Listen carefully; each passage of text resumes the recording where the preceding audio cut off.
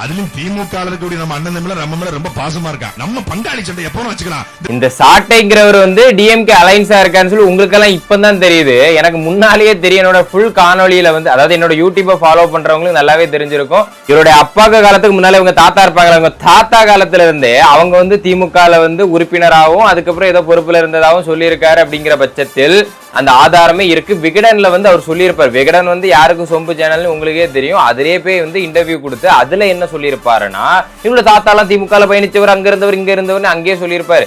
மறைமுக கூட்டணியில டைரக்டா அங்க இருந்து வந்தவர் தான் டைரக்ட் கூட்டணின்னு தான் சொல்லணும். 4 வருஷம் நல்லா கத்துவானவன் திமுகவுக்கு எதிராக. அப்பதான் அந்த ஆடியன்ஸ் போல் வந்து இவங்கள்ட்ட இருக்கும். அதுக்கப்புறம் அந்த லாஸ்ட் இயர் மட்டும் ஆப்போசிட்டா வந்து கத்திட்டு இருப்பானுங்க. அது வந்து எல்லா அரசியல் சூழ்நிலையும் நீங்க வந்து பார்க்கலாம். இதை வந்து தெரிஞ்சுக்கிட்டு எப்படி நீங்க வந்து யூடியூப்ல ஆட ஸ்கிப் பண்றீங்களோ நாளையில இருந்து அதையும் ஸ்கிப் பண்ணாண்டா. ஸ்கிப் பண்றீங்களோ அதே மாதிரி ஸ்கிப் பண்ணிக்கிட்டு கீழே வந்து வாக்க செலுத்தி அதுல வந்து ஒரு மாற்றத்தை உருவாக்குங்க. அது டிவிகேவா இருந்தா கூட பரவாயில்ல. அவங்க தோக்குறாங்க ஜெயிக்கிறாங்க, மாற்றத்தை உருவாக்குங்க. அப்படிங்கிறது தான் அப்பந்தான் பயம் ஏற்படும் அப்படிங்கிற ஒரு காரணம்.